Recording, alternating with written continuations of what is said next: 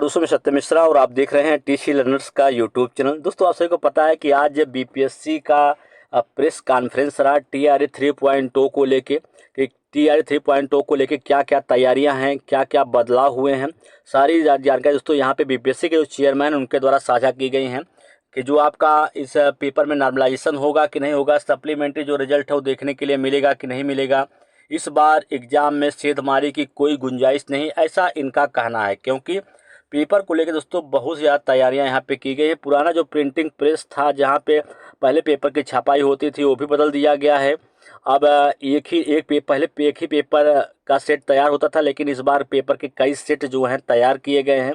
Set की exact जानकारी किसी को नहीं पता रहेगी। जिस दिन आपका पेपर रहेगा उसके कुछ घंटे ही जो जिले के डीएम रहेंगे उनको भी कुछ घंटे पहले ही पता चलेगा कौन सा सेट जो है भेजा जाना है। बिल्कुल दोस्तों, काफ़ी तैयारियां यहाँ पे की गई हैं। अब देखिए क्या न यहाँ पे और बच्चों को सावधान होने के लिए भी यहाँ पे कुछ जो है इनके द्वारा बताया गया है। ठीक है, बीपीएससी के चेयरमैन के द्वारा काफ़ी चीज़ें यहाँ पे बताई गई हैं। तो सबसे पहले चलिए यहाँ पे मैं आपको बता देता हूँ कि क्या कुछ चीज़ें हैं। सबसे पहले आप जान लीजिए दोस्तों, यहाँ पे कहा गया है कि अभ्यर्थियों को ध्यान देने की ज़रूरत है कि 19 जुलाई से लेकर 22 जुलाई तक आपकी जो परीक्षा है वो कंडक्ट होने वाली है। और यहीं बता दें आप सभी को कि सिर्फ 22 जुलाई को 2 पालियों में आपकी जो परीक्षा है वो कंडक्ट होगी। बिहार के 27 जिलों में 404 परीक्षा केंद्र जो हैं वो बनाए गए हैं। प्रश्न पत्र के कई सेट तैयार किए गए हैं।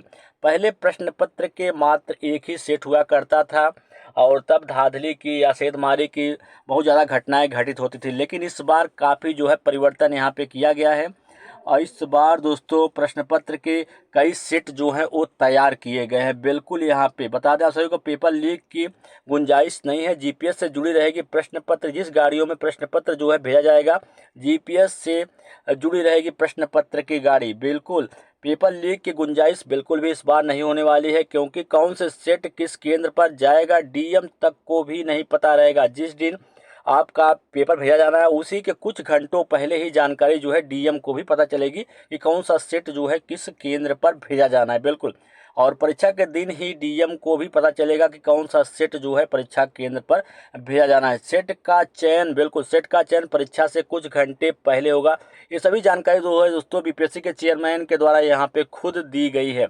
एक चीज़ उनके द्वारा ये भी कहा गया, जब उनसे एक सवाल पूछा गया कि सप्लीमेंट्री जो रिजल्ट है टीआरई 2 का वो जारी होगा कि टीआरई 3.0 में सप्लीमेंट्री रिजल्ट आएगा कि नहीं आएगा, तो बिल्कुल दोस्तों उनके द्वारा टाल दिया गया इस चीज़ को। सप्लीमेंट्री रिजल्ट को लेकर जो चीज़ें यहाँ पे पूछी गई और कहा गया कि सप्लीमेंट्री रिजल्ट तो नहीं, लेकिन जो भी सीटें बचेंगी वो अगले शिक्षक भर्ती में वो सारी सीटें जो है जोड़ के देखने के लिए यहाँ पे मिलेंगी। ठीक है, एक चीज़ और कहा गया टीआरई 4.0 के जो विज्ञापन है उसमें थोड़ा देरी हो सकती है, क्योंकि यहाँ पे जब रिजल्ट को लेके प्रश्न पूछा गया कि रिजल्ट जो है कब तक देखने के लिए मिलेगा, तो बिल्कुल रिजल्ट जो है बताया गया कि रिजल्ट जो है 1 महीने के अंदर अंदर हम रिजल्ट दे देंगे।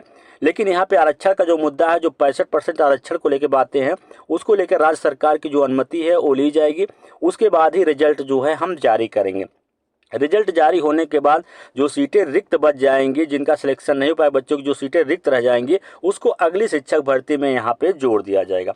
नॉर्मलाइजेशन को लेकर भी प्रश्न प्रेस कॉन्फ्रेंस में पूछा गया, तो बीपीएससी के चेयरमैन का बयान आया कि नॉर्मलाइजेशन जो है नेशनल लेवल का जिस तरीके से नॉर्मलाइजेशन होता है उसी तरीके से नॉर्मलाइजेशन होगा, लेकिन नॉर्मलाइजेशन की गुंजाइश बहुत ही कम है, ऐसा कहा गया। क्योंकि जो भी सेट तैयार किए गए हैं सभी सेट का लेवल जो है सेम है, लेकिन दोस्तों आप सभी को पता है कि कितने प्रश्न बनाए जाएं, सेट तैयार किए जाएं, लेकिन सबका लेवल सेम होना बिल्कुल मुश्किल है। ठीक है, बात है यहाँ पे कुछ अभ्यर्थियों को भी यहाँ पे सावधान रहने की बात कही गई है कि अभ्यर्थियों को यहाँ पे सावधान रहने की इसलिए कहा गया कि बच्चों के सावधान किया गया कि पेपर लीक होने की कोई भी गुंजाइश नहीं है। अगर आपसे कोई कहता है कितना पैसा दे दीजिए कि आपको नकल करवा दे, तो फिर बच्चों को सावधान रहने की ज़रूरत है। अगर ऐसी कोई घटना होती है तो तुरंत आप पुलिस से में उनकी शिकायत जो है वो कर सकते हैं। तो बिल्कुल ये सारे दोस्तों यहाँ पे जानकारी जो है बीपीएससी के चेयरमैन के द्वारा खुद यहाँ पे दी गई है।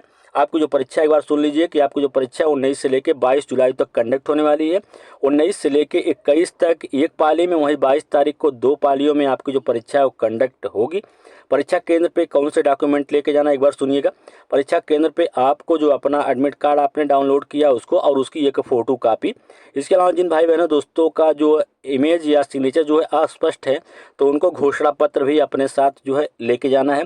उसके अलावा एक आईडी प्रूफ के रूप में आप जो है अपना आधार कार्ड या पैन कार्ड या वोटर आईडी इसमें से कोई भी एक ले जा सकते हैं। तो ये रही दोस्तों अपडेट। इसी तरीके से अन्य अपडेट के साथ मैं फिर मिलूंगा, तब तक के लिए धन्यवाद।